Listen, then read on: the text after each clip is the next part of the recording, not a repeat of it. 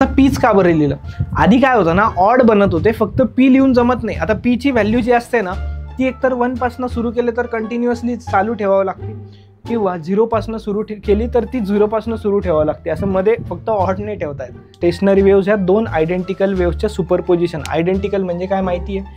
आता stationery wave फक्त transverse वेव्हने बनतात असं नाही, त्या लॉन्जिट्युडनल वेव्सने पण बनतात. 2 3 4 लूप्स झाले. Speed of the progressive wave which moves along the string. Progressive वेव्हची विचारली बरं का, प्रोग्रेसिव्ह वेव्हची विचारली.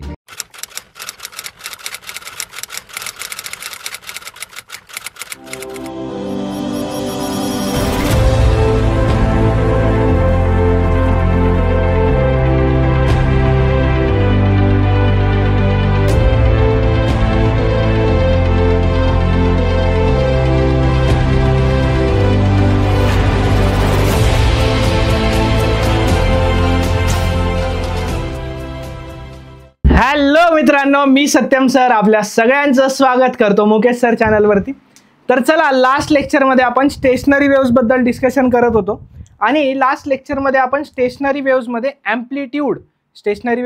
ॲम्प्लिट्यूड याचा फॉर्म्युला बघितला होता.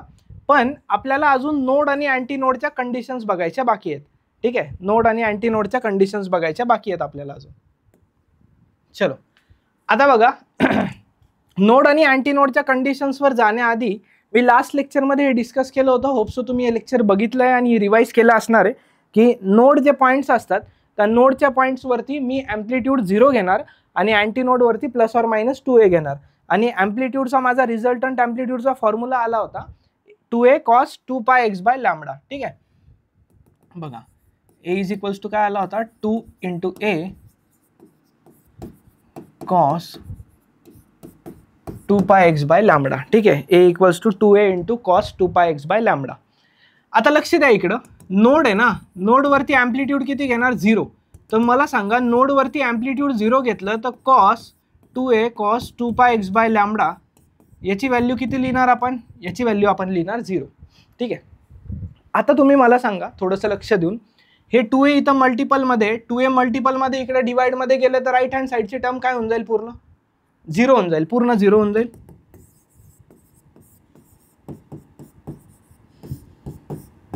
cos 2πx/λ 2a ची टर्म इकडे गेली तर पूर्ण 0 होऊन जाणार, बरोबर. आता थोडंसं लक्ष द्या इथं, कॉस जर तिकडं पाठवलं आपण तर थोडंसं मॅथमॅटिकली जावं लागेल. याच्यासाठी थोडंसं बेसिक मॅथ्स ट्रिग्नोमेट्री क्लिअर असलं पाहिजे. कॉस इनवर्स 0 होऊन जाईल. आता इथं काय आहे, कॉसची व्हॅल्यू 0 कधी कधी असते, सांगा. कॉसची व्हॅल्यू 0 कधी कधी असते. कॉसची व्हॅल्यू 0 असते सगळ्यात आधी 90 डिग्रीवरती, म्हणजे π/2 वरती. त्याच्यानंतर कधी 0 असते, 270 डिग्रीवरती. 270 डिग्री म्हणजे 3π/2. ठीक आहे, 3π/2. नेक्स्ट आता बघा, ऑडमध्ये येतं आहे मल्टिपल्स π/2चे. हे थोडंसं लक्षात ठेवा, इथपर्यंतच आपल्याला माहिती असतं ऑब्व्हियसली. पुढचं कसं लक्षात ठेवायचं, ऑड मल्टिपल ऑफ π/2. तर हे येणार 5π/2, 7π/2, हे असं येत राहणार. ठीक आहे, हा सिक्वेन्स येणार असा. तर या सिक्वेन्ससाठी एक आपण फॉर्म्युला बनवूया. थोडंसं लक्ष द्या फक्त इकडे. आता काय होणार, प्रत्येक याच्यातलं आहे ना पाय कॅन्सल होऊन जाणार. प्रत्येक याच्यातलं पाय काय होऊन जाणार, कॅन्सल होऊन जाणार. ठीक आहे, आता लक्ष द्या, इकडं काय आहे, इकडे एक्स आहे, इकडे फक्त एक्स ठेवायचं आहे आपल्याला. एक्स म्हणजे काय असणार, डिस्टन्स असणार, पोझिशन देणार. ते कोणाच्या पोझिशन देणार आपल्याला, नोडच्या पोझिशन्स देणार. आता लक्ष द्या, हे 2 आणि हे 2 मल्टिपल होऊन जाणार. तर हे सगळे 2 मल्टिपल होतील बरं का, प्रत्येक व्हॅल्यूला ते व्हॅलिड असेल. आणि हे लॅम्बडा इकडे चाललं जाईल, तर हे होणार λ/4. देन हे लॅम्बडावरती येणार, तर इकडे हे 3 λ/4, नंतर 5 λ/4, नंतर 7 λ/4.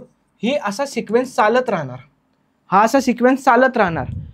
आणि कधी कधी असं असतं की आपल्याला कितीही नंबरचा नोड विचारला जातो. आपल्याला काय होतं, कितीही नंबरचा नोड विचारला जातो. तर कसं कॅल्क्युलेट करायचं कितीही नंबरचा नोड, बघा इथनं जर तुम्ही λ/4 कॉमन काढला तर आतमध्ये काय राहतं बघा बरं, इथं काहीच नाही, म्हणजे 1 राहील, इथं 3 राहील, इथं 5 राहील, असं चालत असते. आता थोडं लक्ष दिलं तर हे फक्त ऑड नंबर आहे. तर फक्त ऑड नंबरचा असा एक फॉर्म्युला बनवायचा ऑड नंबरसाठी की त्यात आपला बरोबर सिक्वेन्स बसला पाहिजे. तर ह्या फॉर्म्युल्याला मी असं लिहितो, 2p - 1. काय लिहितो, λ/4 × 2p - 1. आता हे लॅम्बडा तर ठीक आहे, काही प्रॉब्लेम नाही. पी म्हणजे मी एक नंबर घेतलाय. आता इथं मी एन का बरं नाही घेतलं नंबरसाठी? पहिली गोष्ट, इथं मी एन का बरं नाही घेतलं नंबरसाठी? त्याचं रिझन असं आहे की एन आपल्याकडे फ्रिक्वेन्सी पण आहे, तर त्यात तुम्ही कन्फ्यूज नाही झाले पाहिजे. ही झाली नोडच्या पोझिशनसाठी एक्सचा फॉर्म्युला. आणि पीची व्हॅल्यू कुठनं सुरू करायची? पीची व्हॅल्यू सुरू करा 1 2 3 पासनं. बघा पुट करून बघा तुम्हाला मिळतं की नाही मिळत.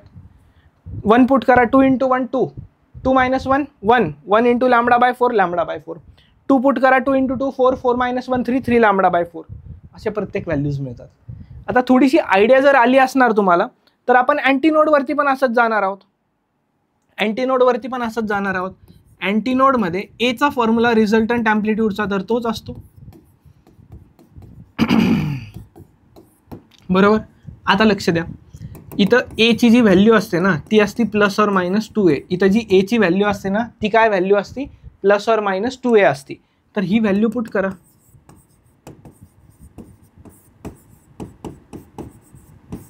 cos 2πx/λ is equals to a ची व्हॅल्यू पुट करायची ±2a.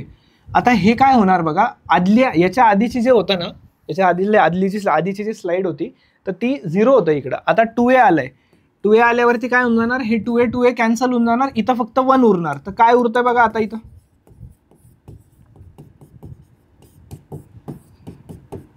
±1. आता कॉसला तिकडे पाठवूया आपण. Cos inverse of +or-1. आता थोडंसं माइंडमध्ये रिकॉल करा, कॉसची व्हॅल्यू +1 किंवा -1 कधी असते? म्हणजे +1 पाहिजे की -1 पाहिजे? दोन्ही पण पाहिजेत आपल्याला, ठीक आहे. दोन्ही पण पाहिजेत. तर कधी असते? 0ला एक 1 असते व्हॅल्यू, बरोबर. नंतर 180 डिग्रीवर जर गेले ना तर -1 असते. परत 360 डिग्रीवर जर गेले तर 1 असते. म्हणजे 0π 2π आता माहीत झालं, 3π 4π असं कंटिन्यू ही सिरीज काय होणार? ही सिरीज चालत राहणार, ठीक आहे. आता बघा लक्ष द्या, याच्यात पण तसं सेम पाय सगळे कॅन्सल. नेक्स्ट काय करायचं? हे एक्स कॅल्क्युलेट करायचं ना आपल्याला, तर लॅम्बडाने मल्टिप्लाय करायचं आणि 2ला डिवाइड करायचं प्रत्येकाला. पहिला तर टर्म 0च येतं, त्याला काही फरकच नाही पडणार, 0ला काहीच फरक नाही पडणार. नंतर इथं 1 आहे, तर इथं काय करणार तुम्ही? λ/2, ठीक आहे. नेक्स्ट आता इथं 2 आहे ना, हे 2ला कॅन्सल करू नका, असंच राहू द्या. 2 λ/2 बिलकुल कॅन्सल करू नका काहीच, आपल्याला फॉर्म्युला बनवायचा आहे. इथं 3 आहे, तर हा लॅम्बडा इकडे आला तर हे होणार 3 λ/2. नंतर काय होणार? 4 λ/2. आता याला पण रिड्यूस करू नका, फॉर्म्युला बनवायचा आहे, आता सांगितलंय तुम्हाला. प्रत्येक याच्यातनं काय कॉमन घेणार? आता पहिले तर 0 आहे, 0ला काहीच फरक पडत नाही हो. इकडून काय कॉमन घेणार ते बघा, λ/2. नंतर इथं असतं 0 1 2 असं, 0 1 2 असं. Clear?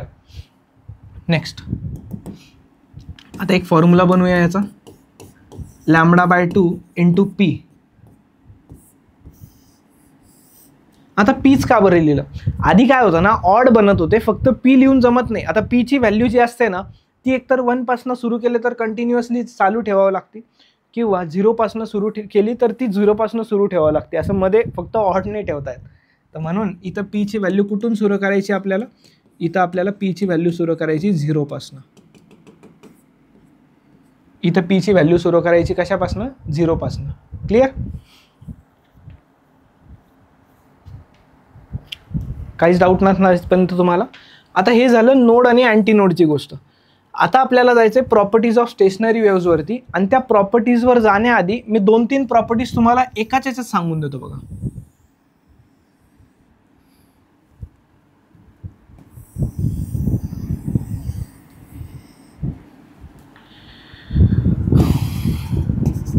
Node node node node node, ठीक आहे. Node node node node node. आता याच्यामध्ये अँटीनोड्स बनतील, पण आता मला सांगा नोडमध्ये नोड आता याच्यातले डिस्टन्सेस बघायचे आहेत आपल्याला, बरं का. याच्यातले डिस्टन्सेस बघायचे आहेत, ठीक आहे. सगळ्यात आधी तर हे डिस्टन्स लॅम्बडा असतं आपल्याला माहिती आहे, बरोबर आहे. हे डिस्टन्स लॅम्बडा असतं माहिती आहे आपल्याला, पण मला सांगा हे लॅम्बडा आहे तर नोड मधलं डिस्टन्स काय होऊन जाणार? अर्धा होऊन जाणार ना. नोड नोड मधलं डिस्टन्स काय होऊन जाणार, नोड नोड मधलं डिस्टन्स अर्ध होऊन जाणार. तर हे झालं λ/2. काय झालं हे λ/2. हे λ/2 आहे तर हे पण किती असणार, हे पण λ/2. मग मला सांगा नोड नोड ऍडजेसंट जे नोड असतात म्हणजे बाजूबाजूचे जे नोड असतात तर बाजूबाजूच्या नोड नोड मधलं डिस्टन्स असतं λ/2. लक्षात ठेवा, खूप साऱ्या क्वेश्चन्स मध्ये कामी येतं, लक्षात ठेवा. ठीक आहे, चला नेक्स्ट जाऊया अँटी नोड्स वरती.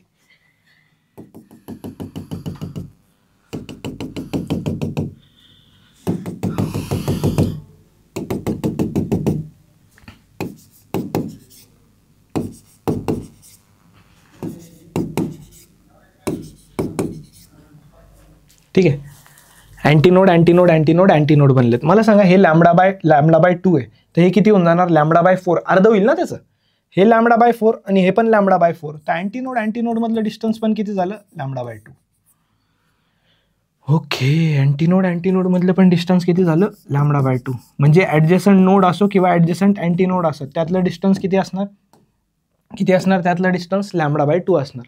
आता मला सांगा नोड अँटीनोड मधलं डिस्टन्स किती घेऊ, नोड अँटीनोड मधलं डिस्टन्स ऑब्व्हियसली आता आपण डिस्कशन केलंय, नोड अँटीनोड मधलं डिस्टन्स घेणार आपण λ/4. किती घेणार, λ/4. हे आपण जे आता पोझिशन्स काढल्या ना त्या पोझिशन्सवरनं पण आपण याला प्रूफ करू शकतो. ठीक आहे, त्या पोझिशन्सवरनं पण आपण त्याला काय करू शकतो, प्रूफ करू शकतो. ठीक आहे, चला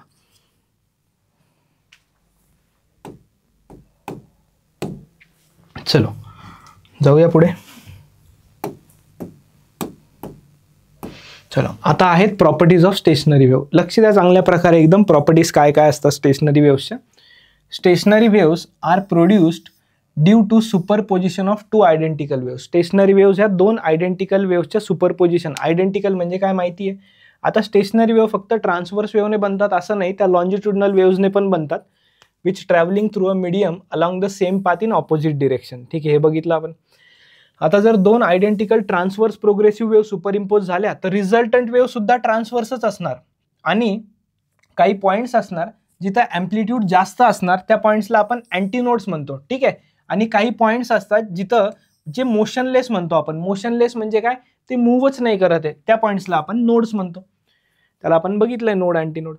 आता जर दोन लॉन्जिट्युडनल प्रोग्रेसिव्ह वेव्ह जर सुपरइम्पोज झाल्या तर रिझल्टंट वेव्ह पण ही ना तुमची लॉन्जिट्युडनल स्टेशनरी वेव्हच असते. रिझल्टंट वेव्ह पण तुमची काय असते, लॉन्जिट्युडनल स्टेशनरी वेव्ह. ठीक आहे, आता याच्यात पण तसंच आहे, जिथं ॲम्प्लिट्यूड पार्टिकल्सचं मिनिमम असेल किंवा 0 असेल त्याला नोड्स म्हणायचं आणि मॅक्सिमम असेल तिथं अँटीनोड्स म्हणायचं. That's it, simple. हे जे पाईपची कंडिशन दिली आहे तुम्हाला, आपण बघूया पाईप वगैरेमध्ये काय आहे ते पुढे जाऊन बघूया. Next, distance between two consecutive node λ/2 आणि दोन कन्झिक्युटिव्ह अँटीनोड मधलं पण λ/2 आणि नोड अँटीनोड मधलं डिस्टन्स असतं λ/4. नोड अँटीनोड मधलं डिस्टन्स काय असतं, λ/4. ठीक आहे, चला. The amplitude of vibration varies periodically in space, all points vibrate with same frequency. ठीक आहे. नेक्स्ट, सगळे पार्टिकल्स जे असतात ते एनर्जी पजेस करतात पण there is no propagation of energy, the wave is localized. सगळे पार्टिकल्स एनर्जी प्रपोगेट करतात पण ही स्टेशनरी वेव्ह आहे तर प्रपोगेशन ऑफ एनर्जी होत नाही. एनर्जी सगळ्यांकडे असते पण प्रपोगेट नाही करत एनर्जी आणि वेलोसिटी या वेव्हची 0 असते, लक्षात ठेवायचं. सगळे पार्टिकल ऍडजसंट नोड्स मधले एका लूपमध्ये व्हायब्रेट करतात सेम फेजमध्ये. म्हणजे हे जे पार्टिकल्स आहेत ह्यातले सगळे पार्टिकल्स सेम फेजमध्ये असतील, त्याच्यानंतर यातले सगळे पार्टिकल्स सेम फेजमध्ये असतील. म्हणजे हे वेगळे फेज, हिचा वेगळा फेज, पण यांच्यातले जे पण पार्टिकल्स असतील सगळ्यांचा सेम फेज आणि यांच्यात पण जे पण पार्टिकल्स असतील त्यांचा पण सगळ्यांचा सेम फेज. चला आता क्वेश्चन वरती जाऊया. काय म्हटलंय बघा क्वेश्चन मध्ये, सिंपल क्वेश्चन आहे, सॉल्व एक्झाम्पल आहे. Find the distance between two successive nodes in a stationary wave on a string vibrating with a frequency 64 hertz. एक स्ट्रिंग व्हायब्रेट करत आहे फ्रिक्वेन्सी 64 हर्ट्जनी. Velocity of progressive wave that resulted in a stationary wave is 48 metre per second. आता तुम्ही सांगसाल तर velocity 0 होती sir. अरे त्यामध्ये जी प्रोग्रेसिव्ह वेव्ह आहे ना, स्टेशनरी वेव्ह मध्ये 2 प्रोग्रेसिव्ह वेव्ह आहेत, त्या प्रोग्रेसिव्ह वेव्हची वेलोसिटी, बाकी 2 जर प्रोग्रेसिव्ह वेव्ह पकडल्या तर ओव्हरऑल ती स्टेशनरी वेव्ह होती त्याची वेलोसिटी 0 घेतो. आणि 2 सक्सेसिव्ह नोड मधलं डिस्टन्स विचारलंय, सिंपल आहे.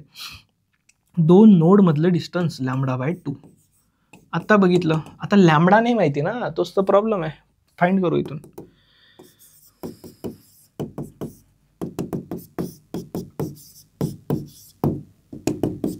सिंपल फॉर्म्युला बघितला आपण आधी. व्ही किती येणार 48 डिवाइड बाय एन किती घेणार 64.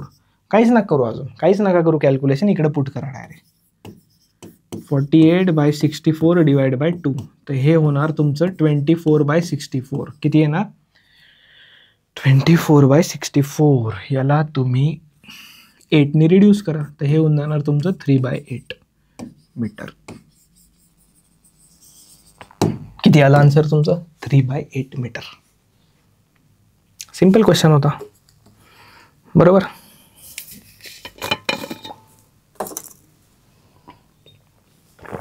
क्वेश्चन रीड करा, 2 मिनिटं पाणी पितो.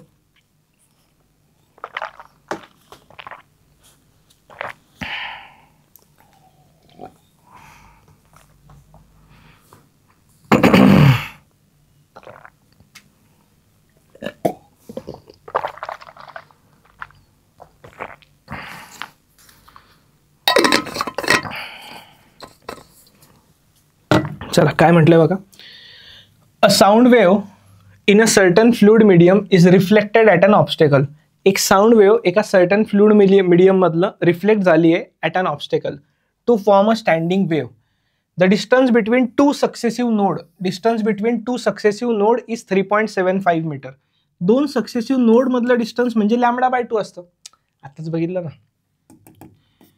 ते डिस्टन्स म्हटलंय 3.75 सेंटीमीटर म्हटलंय. ठीक आहे centimetre. Velocity of the sound is 1500 metre per second. Find frequency. ठीक आहे, फ्रिक्वेन्सी काढायची आहे, वेलोसिटी दिलेली आहे v = n lambda. So guys n = काय होऊन जाणार v/λ. v किती म्हटलंय त्यांनी 1500. पण लॅम्बडाचा प्रॉब्लेम आला का नाही, दिलेला लॅम्बडा नाही आहे, दिलेला λ/2 आहे. 2 ने मल्टिप्लाय करा. 3.75 × 2 7.5 येणार, ते 7.50 सेंटीमीटर. आणि ह्या सेंटीमीटरला मीटरमध्ये कन्वर्ट करायचं आहे, तर × 10⁻² मीटर येणार. ठीक आहे, करेक्ट आहे. चला पुट करून टाका याला. आता इथं पुट करून टाका याला. 7.50 × 10⁻². याला असं लिहू शकतो आपण बघा, 75 × 10⁻³ संपलं. काही नाही, सेमच आहे. आता 75 × 2 20 होतं, × 10⁻³ वरती गेलं तर +3. हे कशात आलं तुमचं आन्सर? हे आन्सर आलं तुमचं हर्ट्झमध्ये. कशात आलं हे आन्सर तुमचं हर्ट्झमध्ये. आणि याला जर लिहायचं आहे तुम्हाला तर 10⁻³ ला किलो हर्ट्झ पण लिहू शकतो आपण.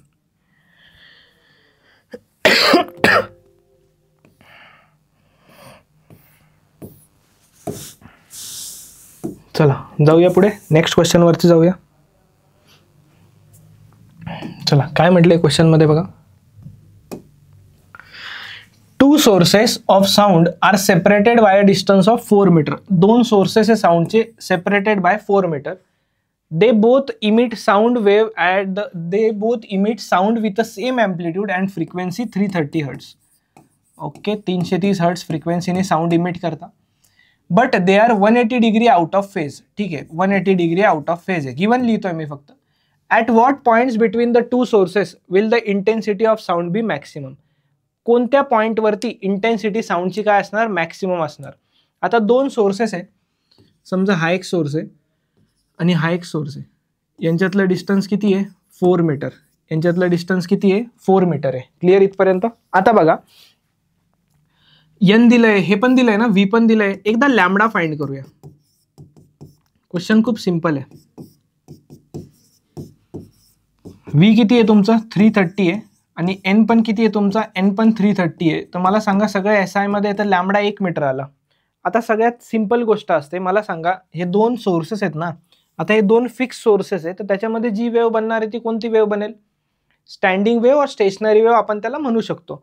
तर स्टँडिंग वेव्ह और स्टेशनरी वेव्ह जर इथनं बनायला लागली अशी, तर मला सांगा किती पॉइंट्स वरती असं बघा.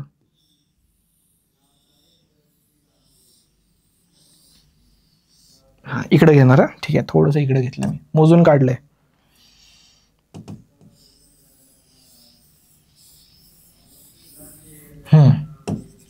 चार मीटर. का बरं? इथपर्यंत एक वेव्ह झाली 1 मीटर, 2 मीटर, 3 मीटर, 4 मीटर, संपलं. लॅम्बडा 1 मीटर आहे ना. आता हा जो पॉइंट असतो या पॉईंटवरती डिस्टन्स किती होऊन जातं, λ/4 होतं इथनं. या पॉईंटवरती डिस्टन्स किती होतं, 3 λ/4 होतं इथनं, बरोबर.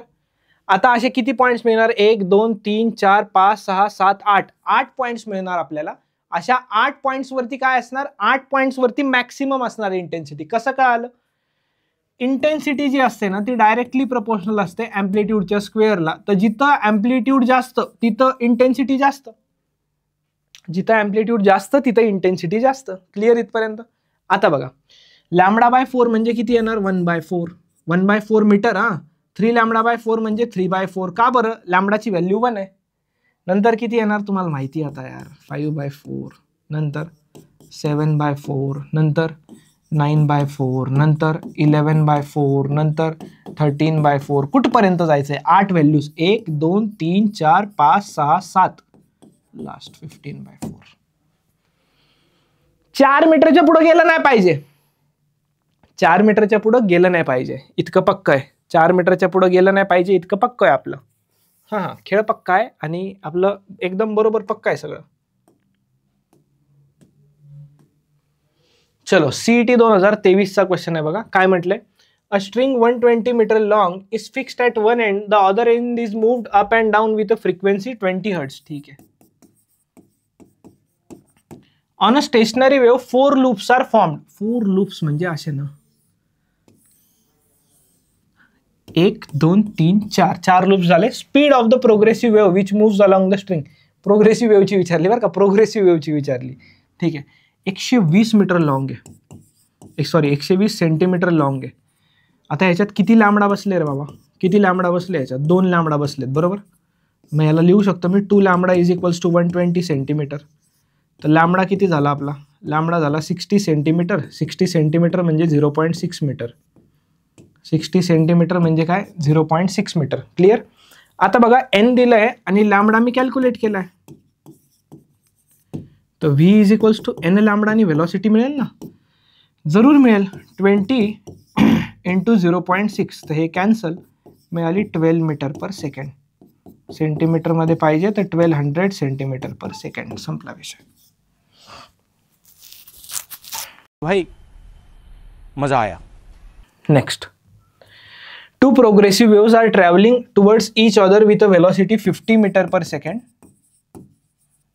and frequency 200 hertz. Same questions येतात बघा, सीईटीचे पण आहेत. डिस्टन्स बिटवीन 2 consecutive antinodes म्हणजे λ/2 काढायचं आहे तुम्हाला, बरोबर. v इक्वल्स टू काय असतंय, n लॅम्बडा असतं आणि लॅम्बडा इक्वल्स टू v/n असतं. v किती झालं 50 आणि n किती झालं 200. 0 0 कॅन्सल, 5/20 म्हणजे 1/4. लॅम्बडा आलाय, पुट करा इथं, 1/4/2 म्हणजे हे किती झालं तुमचं 1/8 मीटर. आणि 1/8 मीटर म्हणजे किती येणार तुमचं 0.125 मीटर. 0.125 मीटर म्हणजे ए ऑप्शन. चला पुढे जाऊया. A standing wave is formed between 2 points separated by a distance. Standing wave form होतीये 2 पॉइंट्सच्या मध्ये, ज्याचं डिस्टन्स सेपरेटेड बाय 1.21 अँगस्ट्रॉम आहे. अँगस्ट्रॉम मध्ये चाललंय. 3 नोड आणि 2 अँटी नोड आहे. 3 नोड आणि 2 अँटी नोड. हा असंच बनलंय ना, सेम 3 नोड आणि 2 अँटी नोड. वेवलेंथ किती आहे स्टँडिंग वेव्हची मला सांगा, हीच वेवलेंथ झाली ना, 1 2 3 3 नोड आणि 2 अँटी नोड. अरे हीच वेवलेंथ आहे 1.21 अँगस्ट्रॉम. असले क्वेश्चन येतात रे. चला, a stationary wave is formed between having 3 nodes. 3 node form झालेत. Along the length 90 centimetre. Wavelength विचारली आहे 90 सेंटीमीटर. संपलं. Same question. आता नेक्स्ट आहेत बघा, कंपॅरिझन आहे प्रोग्रेसिव्ह आणि स्टेशनरी वेव्हचं. हे होमवर्क आहे तुमच्यासाठी, कारण की काहीच नाही, आपण प्रोग्रेसिव्ह वेव्ह शिकलोय आणि स्टेशनरी वेव्ह पण आत्ता बघितलंय. तर दोघांचं कंपॅरिझन चांगल्या प्रकारे करा. ठीक आहे, चांगल्या प्रकारे कंपॅरिझन करा दोघांचं. हे वाचा, बुकमध्ये दिलंय ॲज इट इज, हे बुकमध्ये दिलंय. तर आपण हे नेक्स्ट लेक्चरला कंटिन्यू करूया, पुढचं फ्री अँड फोर्स व्हायब्रेशनवाला टॉपिक. ठीक आहे. तर होप्सो तुम्हाला मजा आली असणार. स्टेशनरी वेव्हच्या एकाही क्वेश्चनमध्ये तुमचा मार्क जाणार नाही याची गॅरंटी मला आहे. ठीक आहे. तर चला मित्रांनो, मी सत्यम भंडारी इथेच थांबतो. आपण भेटूया पुढच्या लेक्चर्समध्ये. सो टिल देन वाचत राहा, रिवाइज करत राहा. पुढचं लेक्चर पण खूप इम्पॉर्टंट असणार आहे, कारण की त्यात आपण पाईपचे डेरिवेशन करणार आहोत, ओपन ऑर्गन पाईप आणि क्लोज ऑर्गन पाईप. थँक्यू.